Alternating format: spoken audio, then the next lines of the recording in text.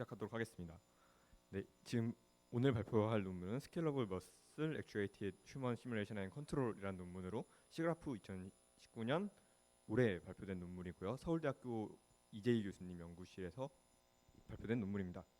이 논문은 일단 근육 기반의 시뮬레이터로 모션을 만드는 연구입니다. 먼저 조인트 베이스드 연구랑 조인트 Previous human 베이스드 skeletal 액추에이트랑 systems have been driven by either torque actuated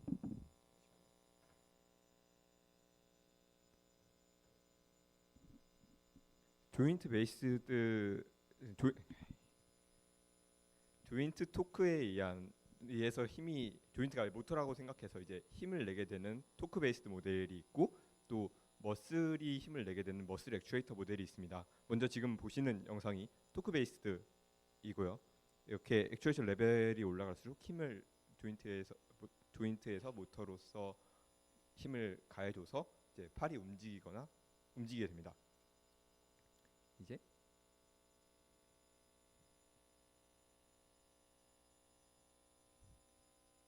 네, 두 번째로 이제 머슬 베이스드 모델입니다.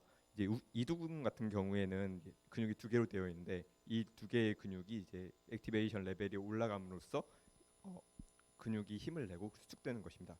이거를 이제 볼륨메트릭 모델로 나타내는 경우가 이렇게 되고요. 반대로 삼두근의 경우에는 그 뒤에서 그 팔 뒤쪽에서 세 개의 근육으로 이루어져 있고 그게 액추에이트 될수록 팔을 펴지게 됩니다.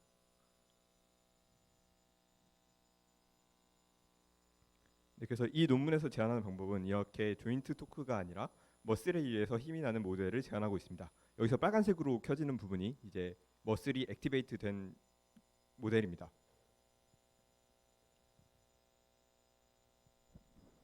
네, 이렇게 다양한 모션 데이터베이스 가지고 있으면 그것을 수행하기 위해서 어떤 머슬이 얼마나 액티베이션 되어야 되는지를 알고 싶은 게 이 논문의 목표입니다.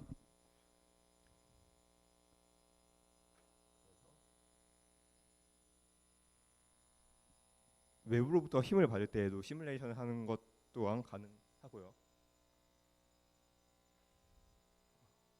네, 이제 먼저 모델에 대해서 설명드리면서 발표 시작하도록 하겠습니다.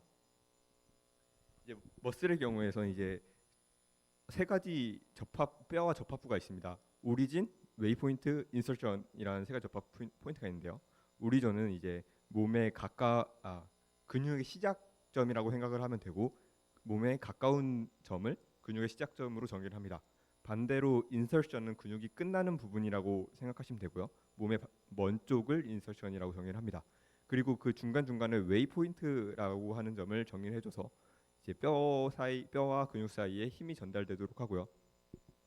이 논문의 경우에는 이제 근육을 폴리라인으로서 그 선으로서 나타내게 되고 이걸 여러 개 겹침으로써 볼륨메트릭 모델을 형성하게 됩니다.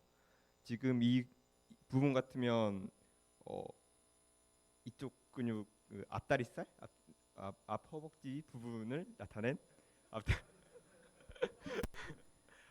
그쪽 근육을 나타낸 부분입니다. 네, 그래서 접었을 경우에는 위처럼 이렇게 나타나게 되고요. 웨이포인트에서 접히게 되고요. 볼륨메트릭 모델 같은 경우에는 이렇게 아래쪽으로 나타나게 됩니다. 그리고 본에 머슬이 붙어 있는 모델로서 이 논문에 사용하고 있는 모델은 본에 머슬이 붙어 있는 모델로서 총 머슬 개수가 284개를 가지고 있습니다.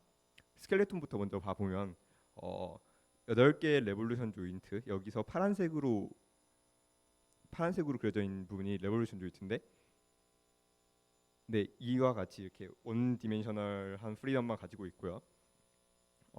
니나 엘보 같은 부분에 붙어져 있다고 합니다. 그리고 14개의 볼앤 소켓 조인트를 가지고 있고 이와 같이 3차원의 자유도를 가지고 있는 조인트를 의미합니다. 그리고 힙이나 앵클, 숄더 그리고 어깨 이 부분의 조인트가 볼앤 소켓 조인트로 모델링 되어 있습니다. 그리고 발의 모델의 경우 두 가지 모델을 사용을 했는데 그냥 발가락만 있는 모델이 있고 정말 멀티 세그먼트 모델이 있습니다. 이 경우에 대해서는 이제 이 동영상 보면서 드릴게요.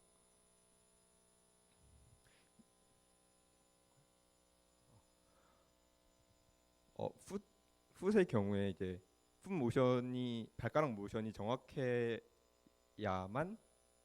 발가락이 이렇게 여러 세그먼트로 되어 있어야만 풋 모션이 정확하다고 할 수 있습니다. 그래서 여기에 이 경우에 빨간 점을 표시된 점이 발에 닿는 경우를 의미하는 거고요. 그리고 각각의 모델로 시뮬레이션 했을 때 걸음걸이가 약간씩 달라지고 액티베이션 되는 근육들도 달라진다고 얘기를 합니다. 딱 보기에는 별 차이가 없어 보이지만 이제 게이트 어널리시스를 할 때 이 역할이 되게 중요하다고 논문에 쓰여 있습니다.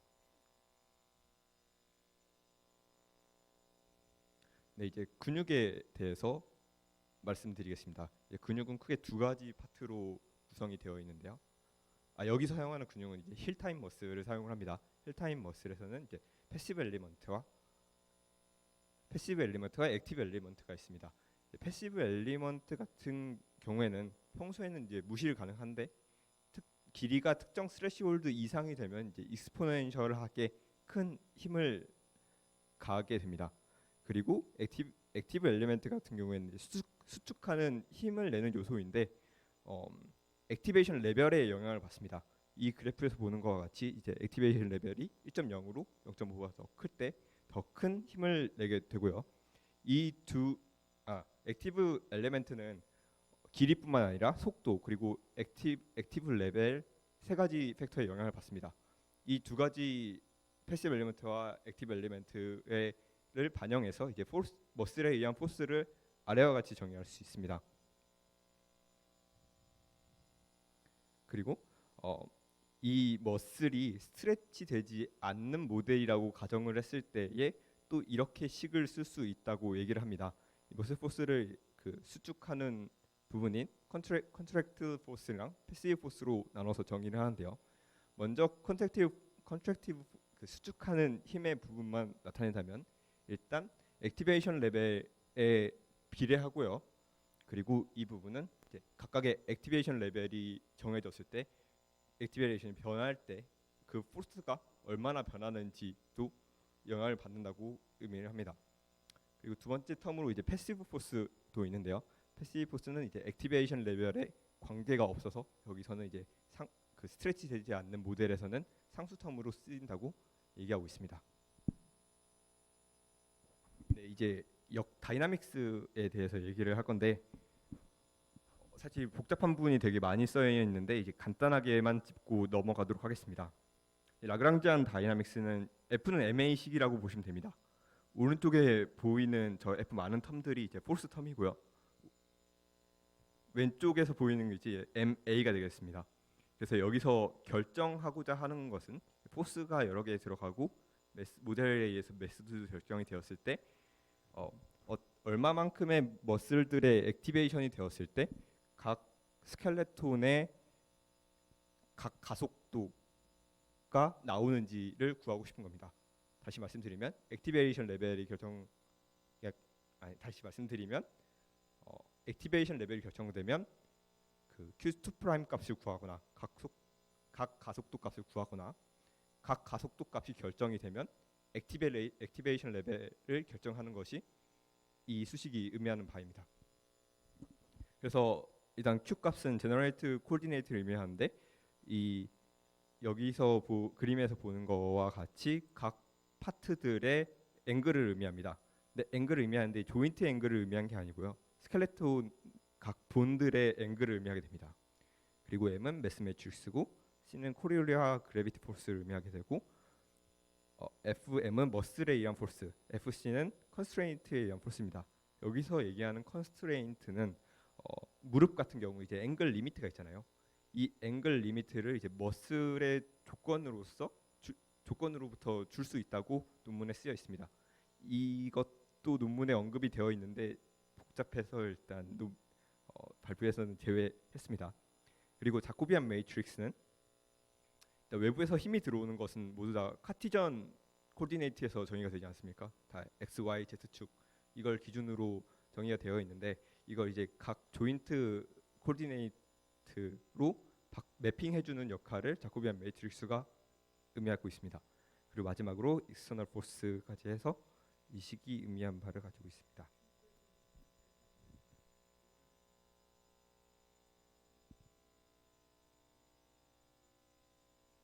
이 그림에서 세타 값들이요.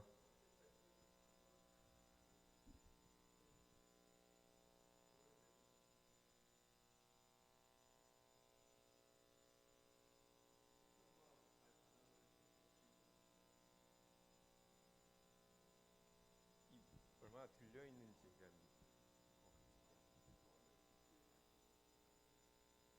네, 근데 이게 이 그림이 논문에 나와 있는 그림이 아니라 그냥 제가 제너레이티브 코디네이트를 설명하기 위해서 갖고 온 그림입니다. 네.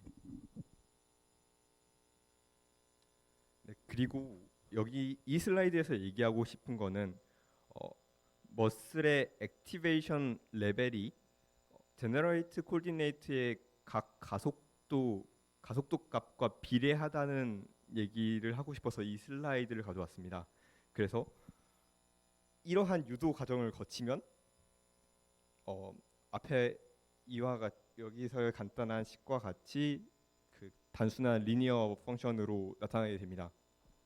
근데 유도를 하지는 않을 거고 각각의 의미에 대해서만 살짝 설명을 해보자면 여기서 A 매트릭스는 그 일단 자코비안은 그 코디네이트를 바꿔주는 거고 액티베이션 레벨이 결정됐을 때 액티베이션 레벨이 바뀜으로써 얼마만큼의 포스가 영향을 주는지가 A가 되고요. 이거의 매스 텀을 포함한 게 L 텀입니다.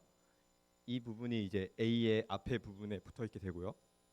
B 텀은 나머지 포스들의 합을 구해서 M의 인버스를 해서 구하게 된 텀입니다. 즉 생각해야 될 거는 액티베이션 레벨에 관계된 텀이 있고 관계되지 않은 텀이 있다. 그 둘 사이에 리니어한 관계를 가지고 있다라고만 기억해 주시면 됩니다.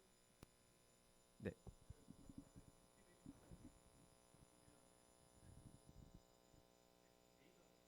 액티베이션에서는 그 머슬에 의한 포스가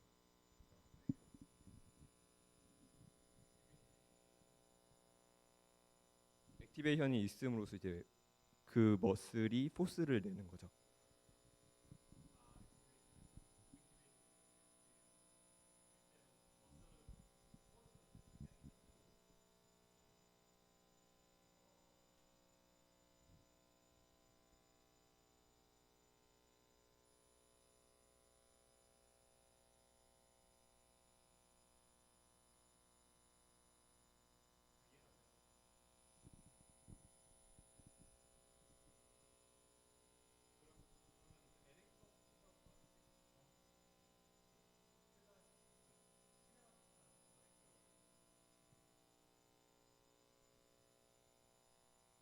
맞습니다.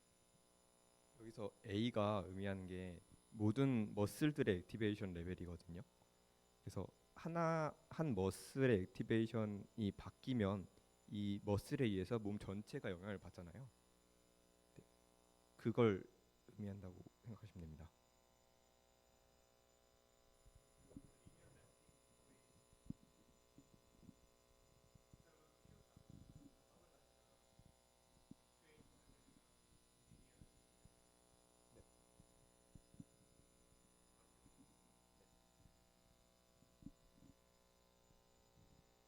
네, 그리고 이제 컨트롤 파트에 대해서 설명드리도록 하겠습니다.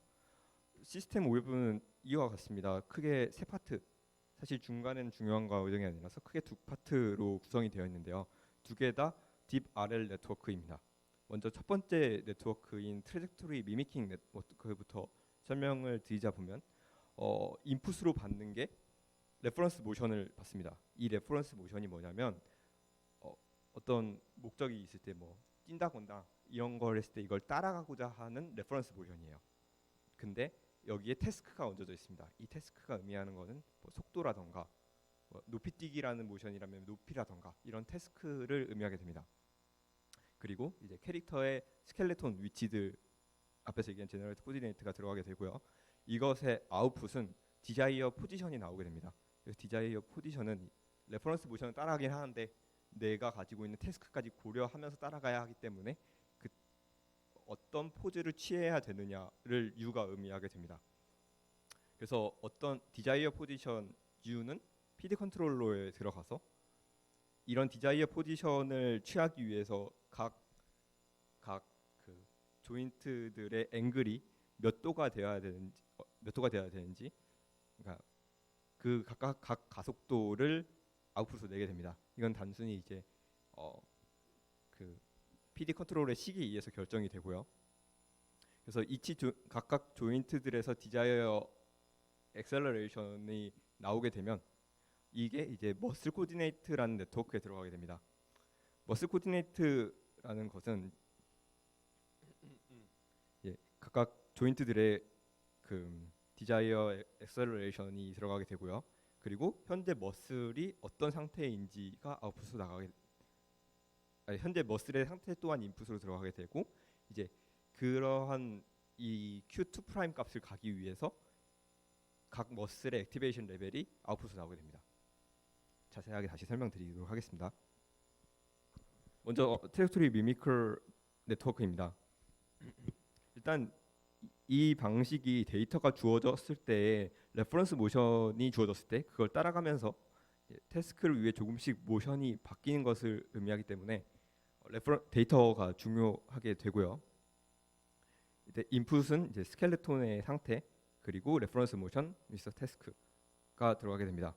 그리고 아웃풋으로는 이 레퍼런스 모션을 따라가기 위한 타겟 포즈가 되게 되고요. 이때 파라미터는 세타라고 표시하도록 하겠습니다. 이때 스테이트는 다음과 같이 표시가 됩니다. 크게 세 개로 표시가 되는데 첫 번째 스테이트는 본의 포지션 벨로시티 정보입니다. 이때 포지션 벨로시티 정보는 루트 바디에 대해서 그 상대적인 값을 표시하게 되고요. 그래서 무빙 코디네이트 시스템이라고 얘기를 합니다. 그리고 이제 페이지가 들어가게 되는데 이 페이지가 의미하는 것이 레퍼런스 모션에서 얼마만큼의 시간이 지났는지를 0과 1 사이로 노멀라이즈한 값입니다. 실제로 이게 레퍼런스 모션을 얼마만큼 따라가는지를 의미하게 되겠죠.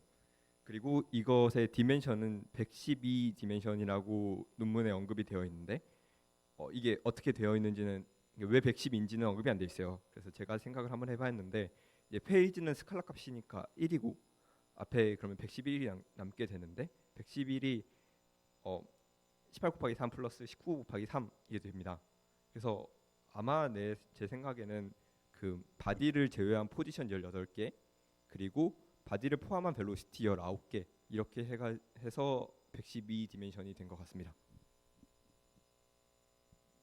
그리고 이 트랙토 미미커 네트워크의 리워드 펑션에 대해서 설명드리도록 하겠습니다. 리워드 펑션은 크게 두 가지 텀으로 구성이 되어 있는데요. 첫 번째 텀은 이 레퍼런스 모션을 얼마 잘 따라가느냐에 대한 리워드 텀이고 두 번째는 자기한테 주어진 태스크를 얼마나 잘 수행하느냐에 대한 텀입니다. 웨이트들을 보면 아시다시피 0.9와 0.1이어서 레퍼런스 모션을 따라가는 게 훨씬 더 큰 태스크 그 웨이트를 가지고 있다는 걸 알 수 있게 되고요. 이 포즈 이미테이션 텀 중에서도 이제 두 가지가 있는데 조인트 앵글을 얼마나 잘 따라가느냐의 텀에 대한 게 하나 있고 이 엔드 이펙터 손이라던가 발이라던가 이런 게 얼마나 잘 따라가느냐에 대한 포즈 텀도 포함되어 있습니다. 그리고 이제 태스크 오브젝트에 대한 리워드 텀은 어떤 태스크냐에 따라서 다르게 됩니다. 먼저 데드리프트 같은 경우에는 여기서 이제 무게를 올려가면서 데드리프트를 하고 있는데 아래식입니다. 이게 무슨 뜻이냐면 여기랑 여기의 위치예요. 여기 위치가 얼마만큼 유지가 되어 있느냐 그 텀으로 정의가 되고 있고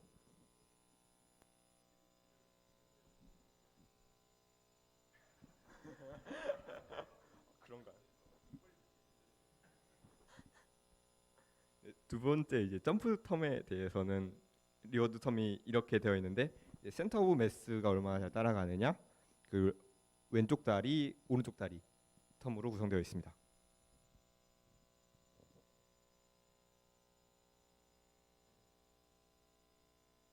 네, 그리고 이제 PD PD 서버 모터입니다. PD 서버 모터는 사실 크게 특이한 건 없는데 이제 PD 컨트롤 게인에 의해서 정의가 되고요. 디자이어 포즈를 위해서 얼마만큼의 각속도가 필요한지를 계산하게 됩니다. 논문에 언급돼 있기로는 PD 서브 파트가 트레이닝 텀에서는 사용이 됐는데 실제 시뮬레이션은 사용되지 않는다고 얘기를 하고 있습니다. 그냥 그렇게만 던져놓고 지나가가지고 어떻게 쓰고 있는지는 사실 저도 잘 모르겠습니다. 네, 그리고 마지막으로 머슬 코디네이션 네트워크입니다. 이제 머슬 코디네이션 네트워크의 인풋은요 크게 두 가지로 구성되어 있는데 현재 머슬의 상태에 대한 정보가 하나 있고요. 두 번째로는 앞에 PD 컨트롤러에서 나온 디자이어 액셀러레이션 값이 나오게 됩니다. 아웃풋으로는 이제 각 머슬들이 얼마나 액티베이션 돼야 되는지에 대한 레벨의 설명이 되어 있고 파라미터는 이거 뭐라 그러죠? 사이? 네, 사이로 이제 네이밍 되어 있습니다. 근데 특이한 점이 하나 있는데 네트워크의 트레이닝을 할 때 엔드 투 엔드 러닝을 한다고 됩니다. 근데 각각의 네트워크는 학습하는 방법이 달라요. 앞에서 얘기했던 트레이토리 미미킹 네트워크에서는 이제 리워드 펑션이 정의가 되고 리워드 펑션은 이제 높이는 방향으로 트레이닝이 되는데 이 방법에서 지금 얘기하는 머슬 코디네이션 네트워크에서는 로스 펑션을 정해놓고 그 로스 펑션을 미니마이즈하는 방향으로 트레이닝을 하고 있습니다. 그래서 이 로스 펑션을 어떻게 구성했는지부터 설명을 해보자면 쿼드라틱 프로그래밍의 문제를 먼저 세웁니다. 이 텀이 디자이어드 텀이고요. PD 컨트롤러에서 나온 그리고 이 텀이 이제 네트워크의 아웃풋입니다. 그래서 네트워크의 아웃풋이 디자이어 텀에 얼마나 근접하게 가느냐 텀을 하나 가지고 있고 뒤에 텀은 이제 레귤레이션 텀으로 그 값이 그냥 커지는 것을 방지하기 위한 텀입니다. 그래서 그리고 조건으로는 컨스트레인트로는 앞에서 얘기했던 다이나믹스에 대한 식이 있고요. 액티베이션 레벨이 0과 1 사이에 대한 텀도 있습니다. 그래서 이 부분을 앞에서 얘기했던 선형 관계를 이용해서 텀을 바꿉니다. 이 텀을 앞에서 얘기한 선형 텀을 이용해서 이렇게 바꿉니다. 그래서 이렇게 바꾼 이후에 이 로스 펑션을 줄이는 방향으로 트레이닝 한다고 얘기되어 있습니다. 그래서 저는 사실 이 논문을 보면서 의문점이 두 가지 정도 들었는데 딥 리인포스 러닝을 한다면서 리워드가 정의된 게 아니라 그냥 로스 펑션이 정의가 된 거잖아요. 그래서 마치 슈퍼바이즈 러닝이나 언슈퍼바이즈 러닝을 꼴을 가지고 있어서 좀 의아한 점이 있었고 또 두 번째는 쿼드라틱 프로그래밍의 문제인데 이걸 그냥 풀어도 사실 상관없는 문제잖아요. 왜 굳이 네트워크를 이용해서 풀었는지에 대한 의문점이 있어서 혹시 알게 되신다면 저에게 알려주시면 감사하겠습니다. 네, 이제 익스페리먼트와 리저트입니다. 시뮬레이션의 구성은 C++로 되어 있고요. 다트라고 하는 다이나믹 애니메이션의 로보틱스 툴에 의해서 스켈레톤 다이나믹스를 구성했다고 합니다. 그리고 뼈 같은 경우에는 바운딩 박스를 이용해서 컬리전을 했다고 하고요. 사용된 모델은 170cm에 72kg의 그냥 보통 성인의 기준에 맞췄다고 합니다. 그리고 시뮬레이션 타임 스텝은 두 개 네트워크가 좀 태스크에 따라서 좀 다른데 그 하일리 다이나미컬한 모션에 대해서 마치 킥을 하거나 카트웰 같은 경우에 대해서는 스몰 타임 스텝을 해야지 더 안정된 시뮬레이션을 할 수 있다고 얘기하고 있습니다. 그리고 이제 파라미터 튜닝이 매우 잘 되어야 한다고 얘기를 하고 있어서 매우 잘 되어야 된다고 얘기하고 있습니다. 그리고 트레이닝 메소드로는 파이토치를 사용하고 있고 PPO를 이용해서 최적화를 했고요.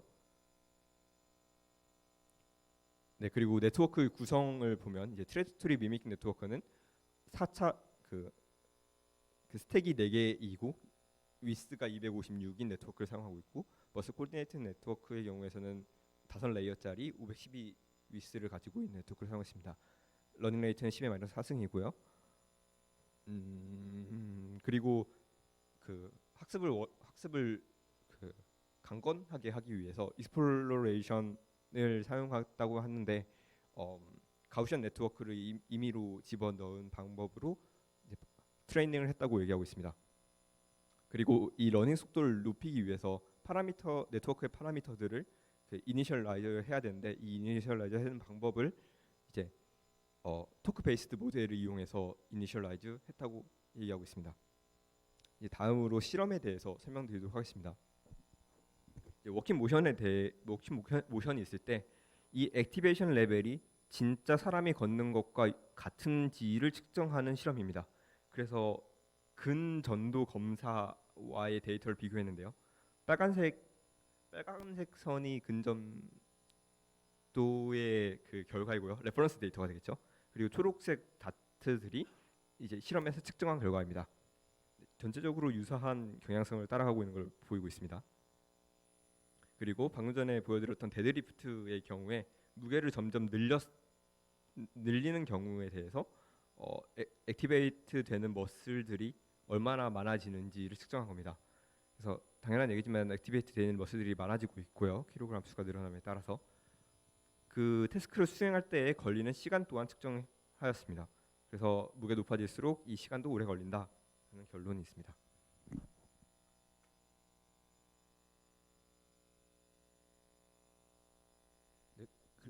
그리고 병적 보행 시에 어떻게 걷는지를 이 논문에서 설명할 수 있다고 되어 있는데요. 저 가장 왼쪽에 보이는 게 몸을 구부리는 데 사용되는 근육인 굴근이라고 하는 부분이 디액티베이트 되어 있을 때 어떻게 걷는지에 대해서 설명하는 그림입니다. 네, 그리고 두 번째는 이 팁토라고 하는 무릎 뒤쪽 근육인 것 같아요. 그쪽 근육이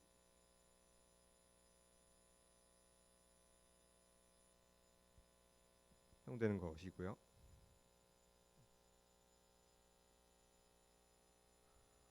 이제 무릎 위쪽 근육이 디액티베이트 됐을 때에 걷는 방법입니다.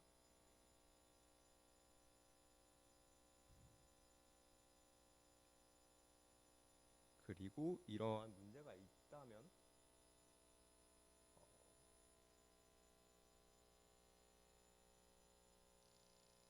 보철물을 달아서 이러한 문제를 해결할 수 있는데 그렇게 달았을 때에 어떻게 걸을 수 있는지에 대해서도 시뮬레이션 하였습니다.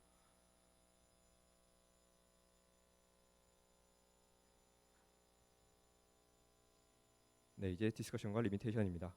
일단 리미테이션부터 설명을 해드리자면 이 모델을 구성하는 데 있어서 도메인 스페시픽한 널리지가 있어야 된다고 설명하고 있습니다. 왜냐하면 파라미터 튜닝이 매우 잘 되어야 되기 때문이라고 얘기를 하고 있고요.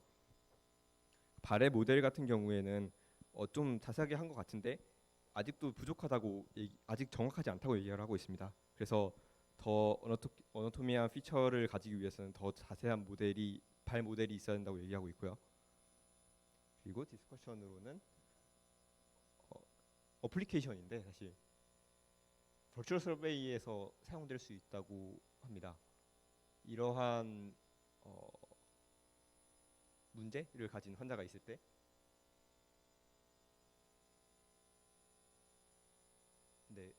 어떤 수술을 거치 전과 후의 상황이 이렇게 되어 있다고 가정하면요.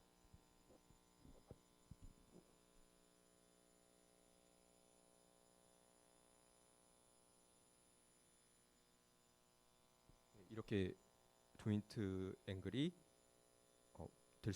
그 가동 범위가 달라지는 것을 볼 수 있습니다.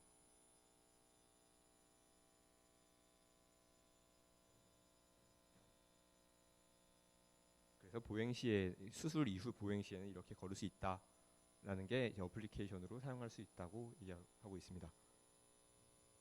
네, 발표 이상으로 마치겠습니다.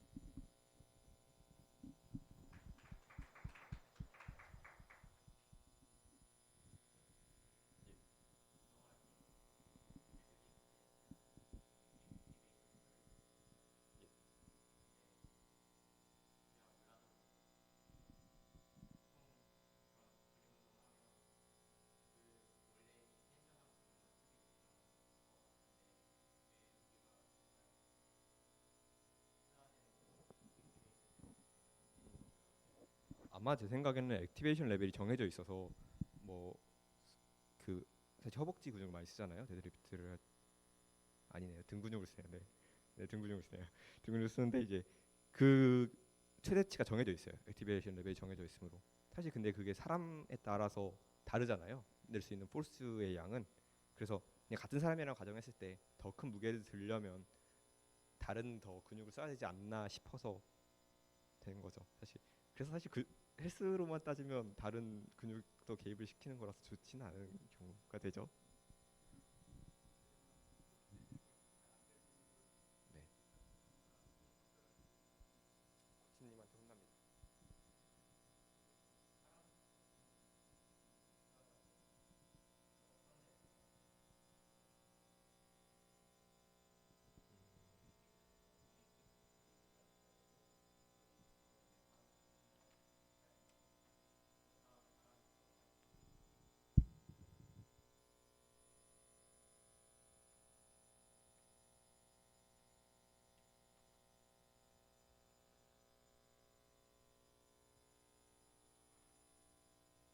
찾아봐야 돼서 찾아봐야지 말씀드릴게요.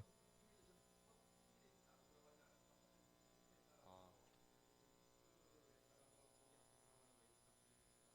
네, 그럴 수 있을 것 같습니다.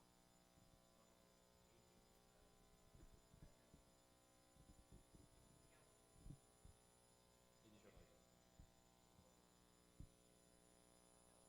아니요, 5분만 들어있습니다. 조인트 조인트 베이스 조인트 토크 베이스드로 먼저 시뮬레이션을 한 다음에 그걸 베이스드로 그냥 파라미터 튜닝을 했다고만 되어 있어요.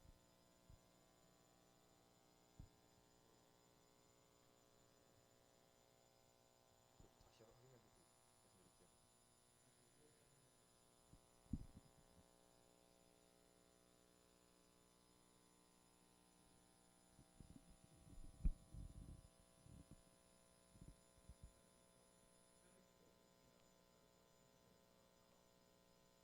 네, 예.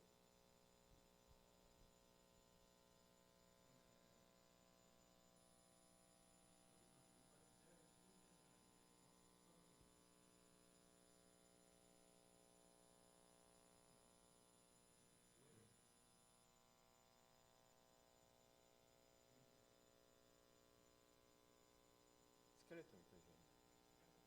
네. 근데 이제 태스크 좀도 있으니까 네,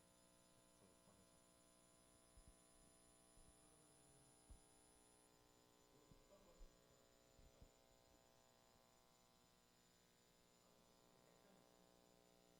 액션이 유입니다.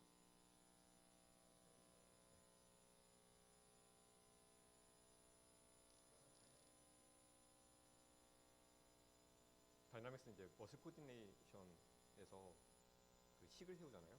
그 식을 세울 때 사용되는 다이나믹스입니다. 응?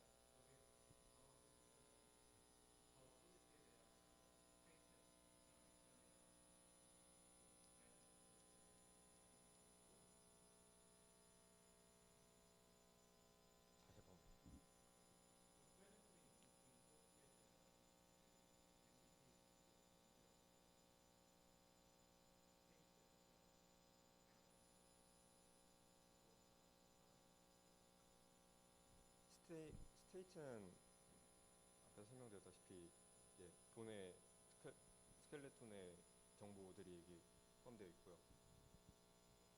액시, 네. 그리고 아웃풋은 이제 각 스켈레톤의 위치가 되고요.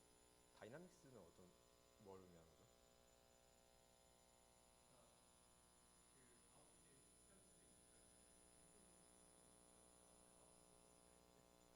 그쵸?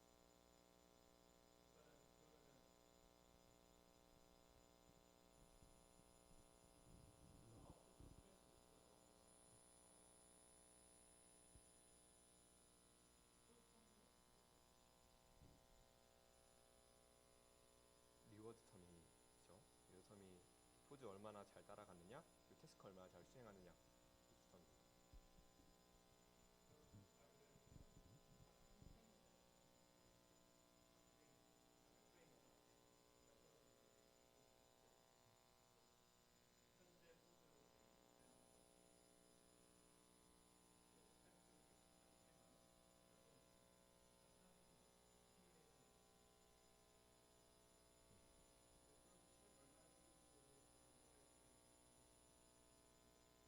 예, 맞습니다.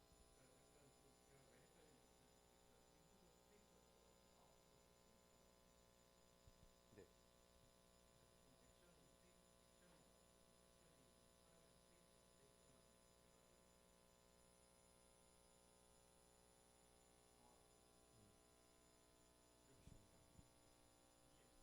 알고리즘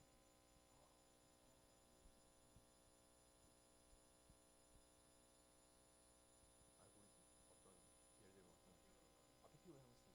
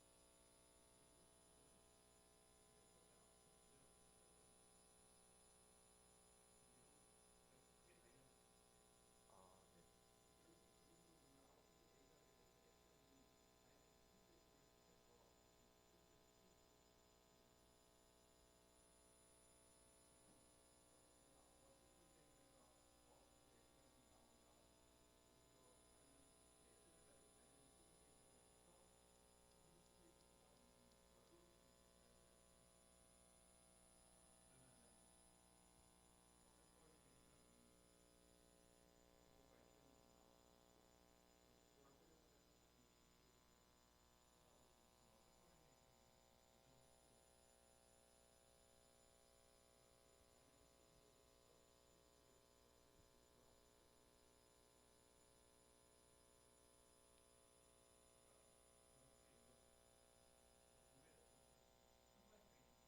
네. 한 번에 트레이닝 하는데 이게 방법은 다른 것 같습니다.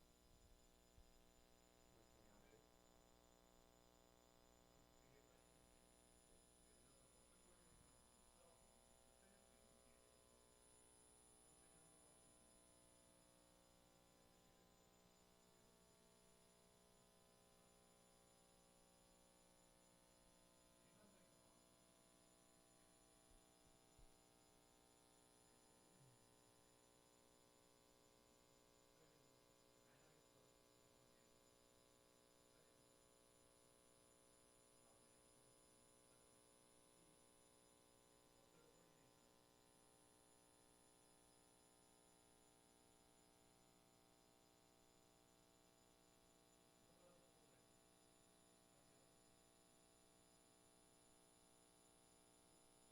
트레이닝 하는데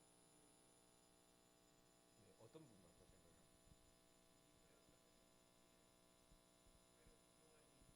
아,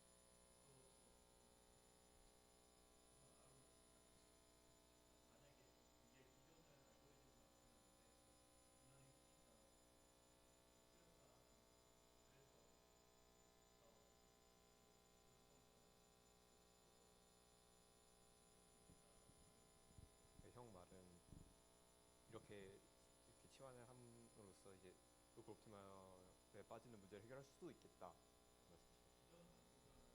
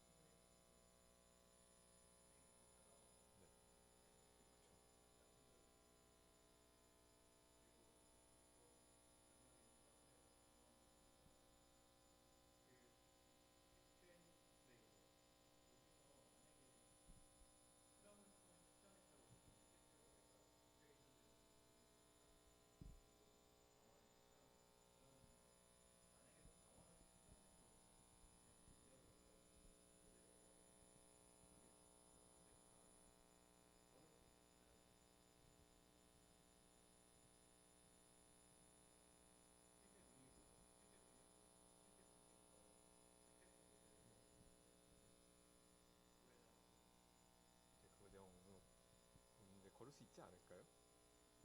글쎄요. 그거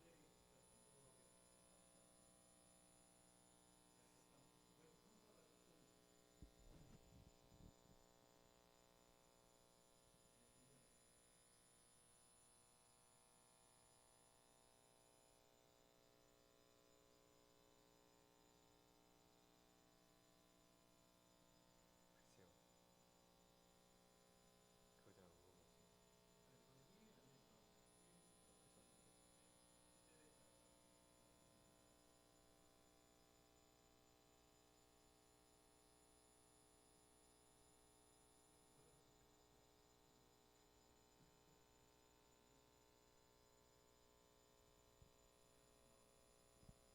그죠? 네.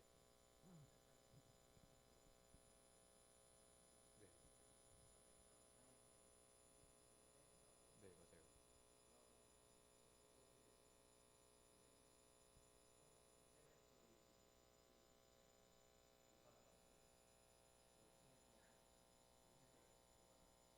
네, Q2 프라임 나왔는데 저도 그걸 모르겠어요. 그게 언급이 안 돼 있습니다.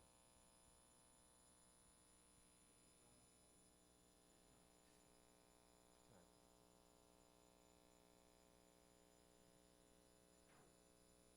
부족하긴 합니다. 네, 발표 마치겠습니다.